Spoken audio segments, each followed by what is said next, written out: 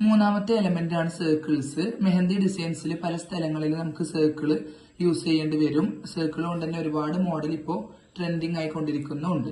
അപ്പൊ എങ്ങനെയാണ് നല്ല നീറ്റായിട്ട് സർക്കിൾസ് വരക്കാന്നുള്ളത് നമുക്ക് നോക്കാം. ജസ്റ്റ് ടച്ച് ചെയ്യുക, പിന്നെ ടച്ച് ചെയ്യാനേ പാടില്ല. ഒരേ പ്രഷറിൽ ഇങ്ങനെ ചുറ്റി കൊണ്ടുവരിക. കണ്ടോ, വളരെ ലൈറ്റ് ആയിട്ട് ഇങ്ങനെ ഒരേ രീതിയിൽ ഇങ്ങനെ നൂല് പോലെ ചുറ്റിയിട്ട് ഇതിലോട്ട് മെല്ലെ ഇങ്ങനെ അങ്ങ് കൂട്ടിയെടുക്കുക. ആ കൂട്ടിയെടുക്കുന്നതൊന്നും ബോറാവാൻ പാടില്ല. കണ്ടോ, നമ്മൾ ഇങ്ങനെ വരക്കുമ്പോൾ നല്ല നീറ്റായിട്ടുള്ള സർക്കിൾ നമുക്ക് വരക്കാൻ വേണ്ടി പറ്റും. ഒന്നുകൂടെ കാണിക്കാം. ജസ്റ്റ് ടച്ച് ചെയ്യുക, പിന്നെ ഇങ്ങനെ നൂല് പോലെ പൊക്കിയെടുക്കുകയാണ്.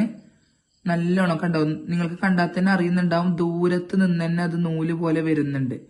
അതിനെ പിന്നെ നമ്മൾ ഇങ്ങനെ ചുറ്റി ഒരു റൗണ്ട് ഷേപ്പിൽ മെല്ലെ മെല്ലെ കൊണ്ടുപോയാൽ തന്നെ നല്ല നീറ്റായിട്ടുള്ള സർക്കിൾ നമുക്ക് കിട്ടും കേട്ടോ. കണ്ടില്ലേ, ഈ രീതിയിൽ വേണം സർക്കിൾ വരക്കാനോ. ഒരിക്കലും ടച്ച് ചെയ്തിട്ട് വരക്കാൻ പാടില്ല. ലൈനിനെ പറഞ്ഞ പോലെ തന്നെയാണ് സർക്കിളും. ഇങ്ങനെ ടച്ച് ചെയ്ത് നമ്മൾ വരച്ചാൽ എങ്ങനെയായാലും ഒരു പെർഫെക്ഷൻ നമുക്ക് കിട്ടൂല. അതുകൊണ്ടാണ് ഇങ്ങനെ ചെയ്യരുത് എന്ന് പറയുന്നത്. കറക്റ്റ് ആയിട്ടുള്ള രീതിയാണ് ഇത്. ഒന്നുകൂടെ ഞാൻ കാണിക്കുന്നുണ്ട്. ജസ്റ്റ് ടച്ച് ചെയ്യുക, ലെഫ്റ്റ് സൈഡിലോട്ട് ഇങ്ങനെ വളച്ചിട്ടെടുക്കുക. ഒരേ പ്രഷറിൽ നൂല് പോലെ ഇങ്ങനെ സ്മൂത്ത് ആയിട്ട് ഇങ്ങനെ ചുറ്റിയെടുക്കണം. ഒരു പ്രഷറോ ഒന്നും വേണ്ട, ഓവറായിട്ടുള്ള സ്ട്രെയിൻ എടുക്കുകയോ ഒന്നും വേണ്ട. ലൈറ്റായിട്ട് കൊണ്ടുവന്നാൽ തന്നെ നല്ല നീറ്റായിട്ട് നമുക്ക് വരക്കാൻ വേണ്ടി പറ്റും. ഇനി ഇങ്ങനെ ഒട്ടും പറ്റുന്നില്ല എങ്കിൽ ജസ്റ്റ് ഒരു ട്രിക്ക് പോലെ പറഞ്ഞു തരാം. ലൈറ്റായിട്ട് ഇങ്ങനെ ഒരു വേർട്ടിക്കൽ ലൈൻ ഇങ്ങനെ ലൈറ്റായിട്ട് വരക്കാം, നമുക്ക് മനസ്സിലാവാൻ വേണ്ടി മാത്രം.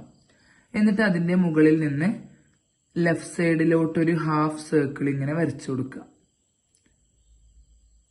ഈ ഒരു ലൈനിലോട്ട്. എന്നിട്ട് നിർത്തുക.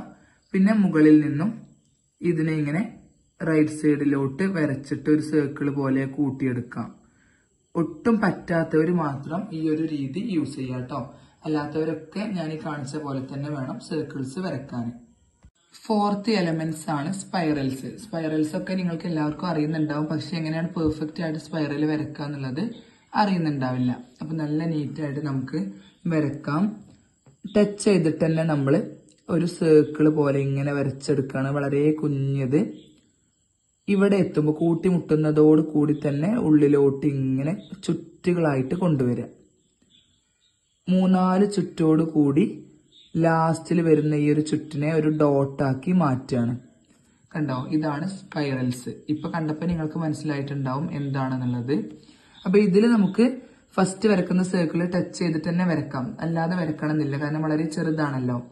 അപ്പൊ നമുക്ക് ഒരു കുഞ്ഞു സർക്കിൾ ഇങ്ങനെ വരക്കാം.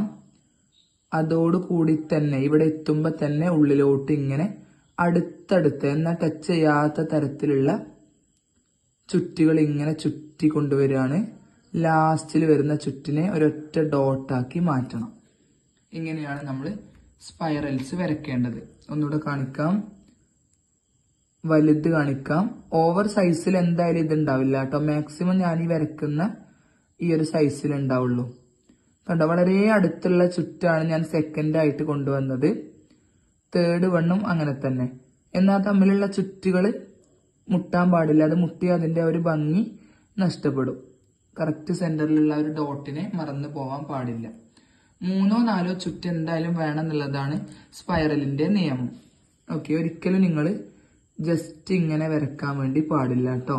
ഇത് തെറ്റായിട്ടുള്ള രീതിയാണ്. മുന്നേ ചെയ്തിട്ടുള്ളവരൊക്കെ ഈ രീതിയിലായിരിക്കും ചെയ്തിട്ടുണ്ടാവുക. ഒന്നുകൂടെ കാണിക്കാം.